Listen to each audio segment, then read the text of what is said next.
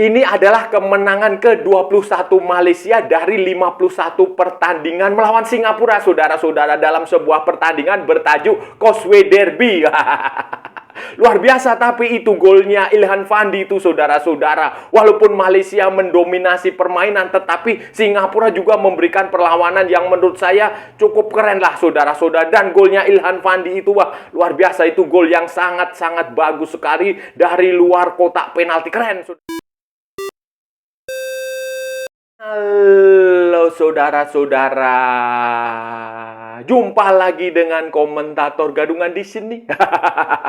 Dengan komentator yang gadungan.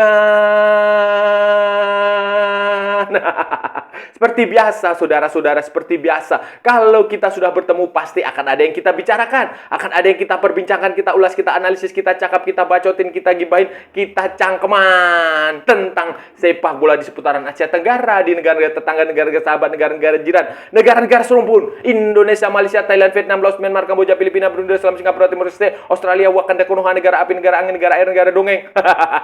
Dan sekitarnya semua akan kita bicarakan secara fair, secara jujur, seadil, tanpa muatan politik, tanpa kebencian, tanpa provokasi, hanya berdasarkan fakta dan bukan klaim semata, saudara-saudara. Tidak ada hoax, tidak ada hoax, tidak ada hoax, tidak ada hoax, dan tidak lebay.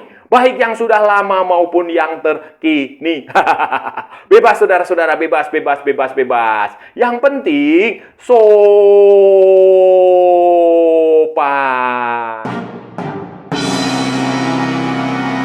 Jadi begini, saudara-saudara, jadi begini, FIFA Matchday edisi September itu sudah dimulai.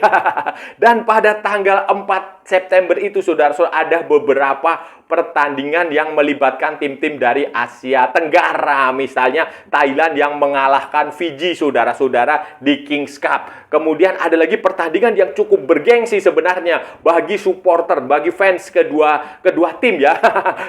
Kedua negara itu, yaitu pertandingan antara Malaysia melawan Singapura, saudara-saudara. Pertandingan ini, saudara-saudara, dikenal dengan nama Causeway Derby, saudara-saudara. Causeway Derby. Causeway Derby itu kan, itu ada causeway, ada jalan, ada jembatan.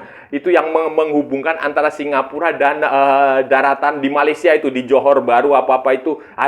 Itu namanya causeway, dan itulah dari situ disebut sebagai Causeway Derby. Kalau Malaysia melawan Indonesia disebut sebagai Nusantara Derby.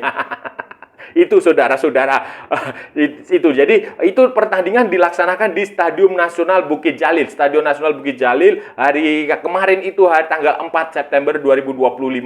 Dan ini pertandingan yang cukup penting bagi kedua, ya cukup bergengsi lah. Ini menjadi pertandingan ke-51 Causeway Derby. Causeway Derby yang ke-51 dengan hasil ya Malaysia mengalahkan Singapura 2-1, saudara-saudara. Malaysia mengalahkan Singapura 2-1. Stuart Wilkins mencetak gol, kemudian Joao Figueiredo mencetak gol, dan kemudian Ilhan Fandi mencetak gol. Ini menjadi kemenangan ke-21 Malaysia dari 51 pertandingan melawan Singapura. 17 pertandingan diantaranya berakhir dengan seri, sementara 14 pertandingan dimenangkan oleh Singapura. Malaysia mencetak 81 gol, sementara Singapura hanya mampu mencetak 58 gol, saudara-saudara. Pertandingan kemarin, saudara-saudara, pada pertandingan paling baru ini Malaysia tampil dengan ya sama seperti pemain-pemain Latino dia lah. Semuanya, beberapa pemain Latino dipanggil masuk starting line up, tapi ada juga yang memulai dari bench. Malaysia bermain dengan starting line up yang terdiri dari itu, kipernya itu ada sedikit eksperimen dengan memasukkan Hasik, saudara-saudara. Si Hasik menjadi kiper, kemudian pemain seperti Deon Kools, Garces, Ira, Zabal, Wilskin, Noalen, kemudian Nasmi, Corbin Ong, Arif Aiman, Endrick, dan Jan Figueiredo itu masuk starting line up, bermain di sejak menit pertama. Sementara di Singapura, di pihak Singapura sebagai tim tamu, saudara-saudara, itu juga bermain dengan starting line up yang cukup kompetitif. Di kiper itu mereka menampilkan Iswan Mahmud, kemudian ada Rihan Stewart, kemudian ada Irfan Fandi, ada Safwan Baharudin, kemudian ada Sahiran, kemudian ada Haris Stewart, Harhis Stewart. Kemudian ada Kyoga Nagamura, pemain naturalisasi dari Jepang. Kemudian ada lagi Song Wi-yong, pemain naturalisasi dari Korea Selatan. Kemudian ada lagi Glenn Kweh. Kemudian ada Sahwal Anwar dan si Ihsan Fandi. Tiga anaknya Fandi Ahmad itu semuanya main. Satu di antaranya Ilhan apa Fandi itu baru main di babak kedua dan kemudian menjadi pencetak gol Singapura yang menurut saya gol yang sangat keren, saudara-saudara. Gol Singapura itu cukup keren, sebuah tendangan dari luar kotak penalti, tendangan first time yang wah keren lah. Itu menunjukkan kualitas si Fandi Junior ini dalam sebagai pemain yang punya kemampuan mencetak gol cukup bagus, saudara. Pertandingan berjalan menarik, saudara-saudara. Berjalan cukup menarik walaupun Malaysia menguasai permainan, mendominasi permainan. Mereka punya kecepatan, berusaha ball possession, berusaha menguasai ball possession, berusaha mendikte permainan, berusaha mengarahkan jalannya pertandingan, berusaha untuk mencetak sebanyak-banyaknya gol. Itu terlihat sangat jelas di lapangan, saudara-saudara. Pergerakan pemain-pemain Malaysia, pemain-pemain Latino Malaysia, pemain-pemain impornya itu itu terlihat cukup bagus. Tetapi bukan berarti Singapura tidak memberikan perlawanan. Singapura juga memberikan perlawanan yang menurut saya cukup bagus. Mereka bermain cukup disiplin, cukup solid walaupun ada sejumlah kesalahan. Nah, dan sejumlah kesalahan itulah yang kemudian mampu dimanfaatkan oleh Malaysia untuk mencetak gol. Jadi walaupun Singapura bermain away, tetapi mereka juga memberikan perlawanan yang menurut saya cukup bisa dibanggakan lah. Cukup bisa kita beri apresiasi, permainan mereka cukup bagus, cukup solid. Kemudian mereka melayani Malaysia. Mereka punya taktik dan strategi yang cukup tepat untuk meredam kemampuan pemain-pemain Malaysia, untuk meredam kekompakan. Tentu saja pemain Malaysia itu lebih kompak karena beberapa main di Johor Darul Taksim, sehingga mereka terbiasa untuk bermain bersama. Tetapi Singapura juga nggak mau ketinggalan karena pemainnya juga banyak juga yang dari Lion City Sailor, kemudian Tampines Rover atau mana gitu ya. Itulah ada sejumlah pemain aboard juga, mereka bagus. Jadi itu permainan yang menurut saya cukup menarik. Kalau mungkin pertandingannya digelar di tempat netral saudara-saudara, atau di pertandingan resmi kualifikasi Piala Asia atau apalah yang lebih kompetitif, mungkin saja bisa berlangsung jauh lebih menarik, mungkin saja bisa seri bahkan, saudara-saudara. Pertandingan yang melibatkan Malaysia dan Singapura, saudara-saudara, FIFA Matchday di hari kemarin itu tanggal 4 September itu juga melibatkan Thailand, saudara-saudara. Thailand di Kings Cup. Thailand sedang menggelar Kings Cup dan mereka menghadapi pertandingan pertama melawan Fiji, saudara-saudara. Fiji dari Oseania.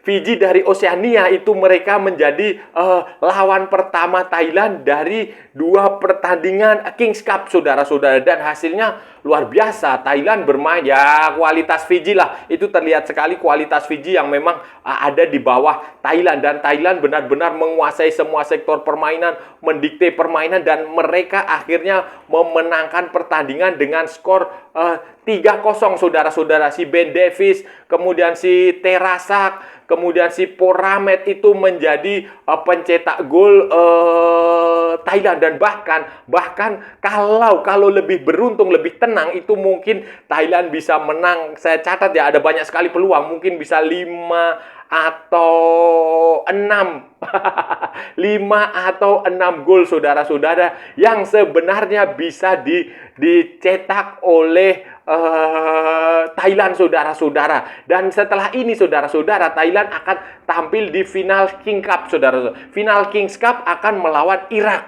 Nah, Irak itu di pertandingan pertama, di pertandingan sebelum Thailand melawan Fiji itu mengalahkan Hong Kong 2-1, saudara-saudara. Dan bagi Irak itu memang dia sengaja menerima tantangan Thailand, walaupun musim sebelumnya dia juga sudah tampil menjuarai Kings Cup ini, tetapi dia ikut-ikut lagi bersedia karena dia merasa gaya main Thailand itu akan mirip dengan Indonesia, karena Irak akan menghadapi Indonesia dan Arab Saudi pada playoff nanti di bulan Oktober, saudara-saudara. Dan bagi Thailand, sementara bagi Thailand ini menjadi uji coba yang cukup bagus sebelum lanjutan kualifikasi Piala Asia 2027, di mana Thailand cukup kesulitan sempat dikalahkan oleh Turkmenistan, saudara-saudara ya. Ya kemungkinan sih kalau melawan Irak ini ya rame lah, saudara.